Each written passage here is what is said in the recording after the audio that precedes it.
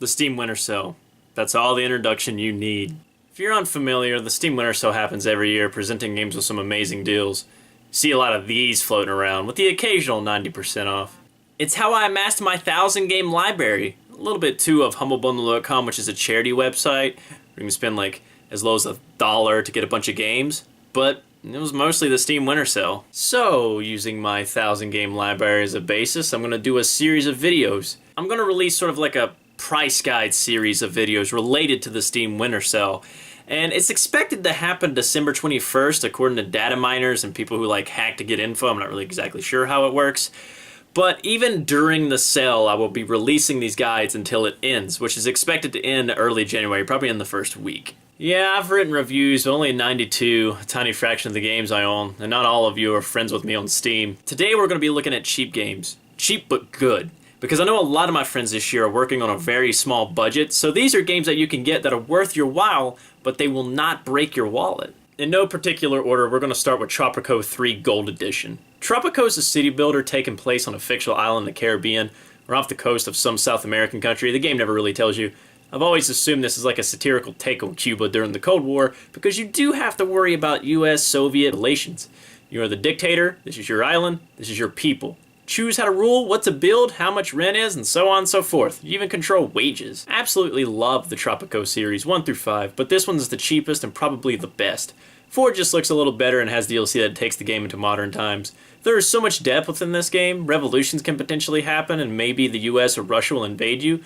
There are parties within your nation you have to please or else experience their wrath, or build a big enough military to, silence them all by killing them. Tropico 3 Gold usually goes for about $2.99. Il-2 Sturmovik 1946. I think I pronounced it right. I'm gonna be honest, this is a hella niche game. It's a flight simulator based in World War II. The game goes up until 1946 like the name suggests. The Steam version has all the DLC, so you have the Pacific campaigns and extra European missions. Majority of the game is focused on the Eastern Front, the side of the war that video games usually tend to ignore. I just want to repeat, it's a simulator. There is some arcade-like controls making keyboard gameplay easier, but you still got to fight to control your plane. If you have a joystick, the game is still rough to play unless you know how a plane works. I've gotten to the point where I can use the keyboard pretty effectively, not perfect, but good enough. Thankfully, there is difficulty modifiers, so I don't have to worry about some of the more realistic aspect of planes. There's a ton of planes in this game, and in custom mission mode, you can use each plane despite what faction you are. My favorite is the L5 1942. My favorite custom mission I've made involves taking out ground units, including a train. When you're successful at this game, it's so satisfying. One huge glaring issue is they took the simulator aspect a little too far. Take the Imperial Japanese Navy campaign. Yeah, there's campaigns which are dynamic. The success in one mission affects the variables in another. Anyway, you launch off a carrier which is automatic on easy difficulty, and you fly to Oahu to bomb Pearl Harbor. Yeah, you can play as every faction in this game. Well, the flight to Oahu is long in this game. Like, yeah, I appreciate realism. Why'd you make the flight so long? It takes forever! Thankfully, there's an autopilot and you can speed up time. Once you get there, you can begin the mission. It usually goes for $2.49.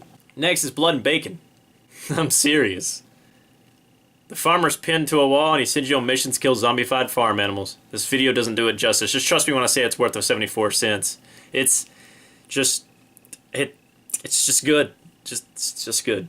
A classic cheap game is Nosferatu. This one isn't as ridiculous as Blood and Bacon, and like I said, it's a classic, came out in the early 2000s. Steam is lacking in the vampire genre, so this is a breath of fresh air. Essentially, your family let one of your relatives marry a vampire for some reason, and the next thing you know, you're the last one not being held captive by Nosferatu.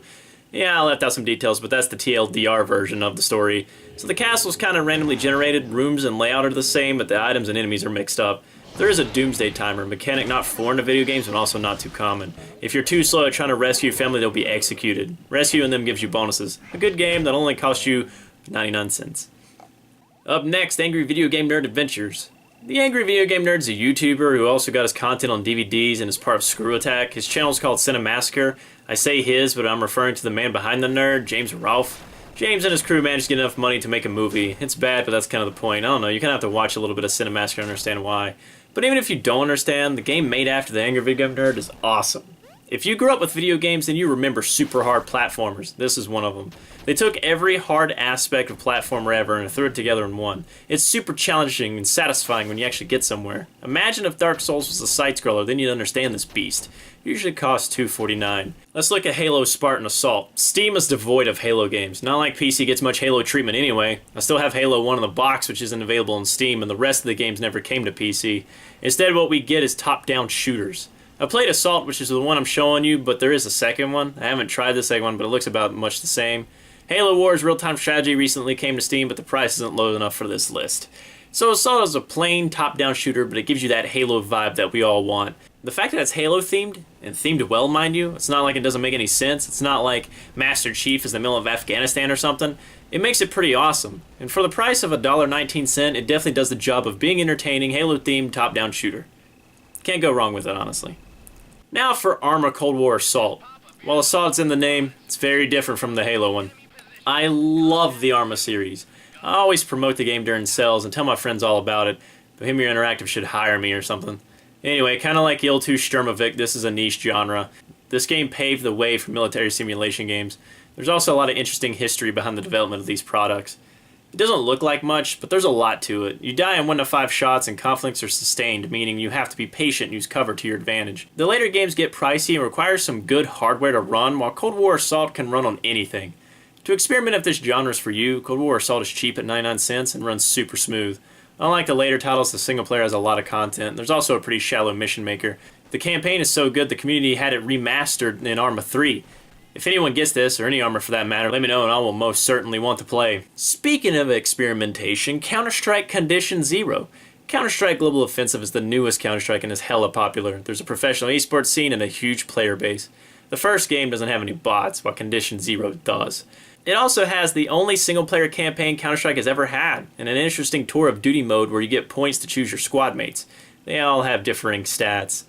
Anyway, like Arma, my point in recommending this is A, if your PC is a toaster and can't run Global Offensive at a good FPS, and B, if you're on the fence on whether or not this type of game is for you. Now I just want to throw out a disclaimer. While this is Counter-Strike, the new game acts very different. Same concept of recoil control, defusing bombs, planting bombs, using smoke to mask movement still apply, but the graphics and how stuff acts and just sort of just happens change dramatically.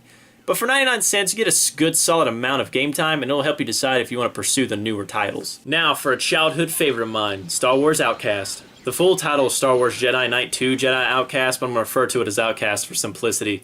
This has to be the best Star Wars single-player experience that is on PC, and it runs super smooth. In Outcast, you play as some extended universe characters going after some stuff that isn't in the movies or it's briefly mentioned. You start the game with just a gun, but eventually get your lightsaber and force powers. You run some familiar characters here and there. The multiplayer has bots, so you can get some mayhem action if you need a little bit more content. Outcast usually goes for $2.49 most of the time. Next is the big mother of Star Wars games, Battlefront II. And no, not that EA crap either.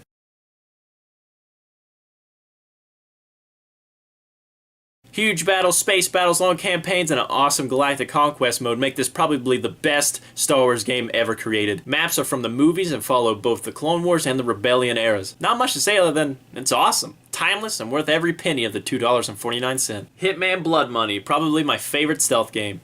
You play as Agent 47, a hitman hired to, kill people. If you're good, you can reach your target without being detected. If you're not, you gotta waste everyone. However, just going on a mass killing spree raises your notoriety, and you have to spend money hushing people. Newspaper clippings will start making predictions on who you are, and missions become harder to do with stealth. Each mission's a unique location with unique obstacles and paths. There are so many ways to take out your targets. A classic game, definitely best of the series, goes for $1.79. A steal for a game that'll give you hours and hours of content. I'm serious that when I was making this video and I pulled up Hitman to get a little bit of footage, I actually beat it because I just got hooked. It's just a fantastic game, a great experience. I said my favorite stealth game. Well, my favorite open world game is probably Saints Row 3.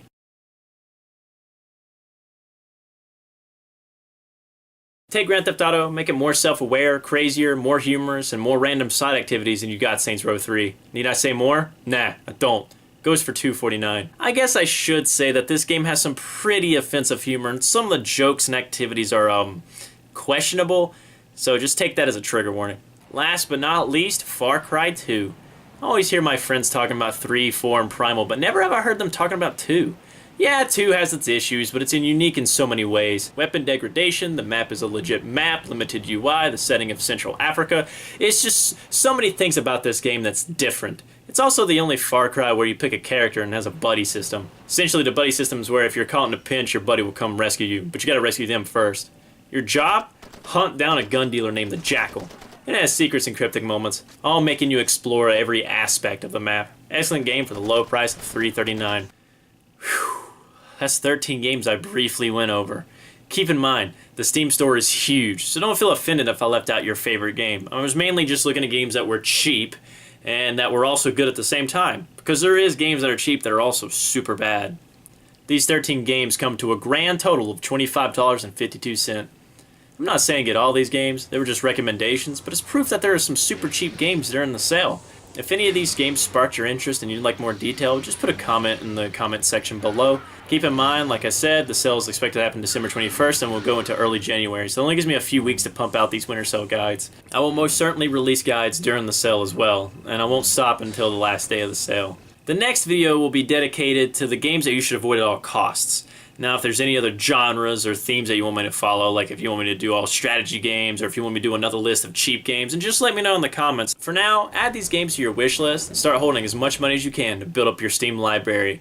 I hope all y'all are having a wonderful December so far, and if you're curious to why this video has been releasing on this channel and not my old channel, Bubbalicious Gaming, well, there's a link in the description below to a video describing why I have two different channels now. If you're someone who's new and you're like, you have another channel? Go check it out. It's weird. I made it in high school and kept through it on. There's a lot of things in there that are kind of cringeworthy. So have fun with that. So regardless, I will see you in the next video that will be uploaded to this channel. Thank you for watching.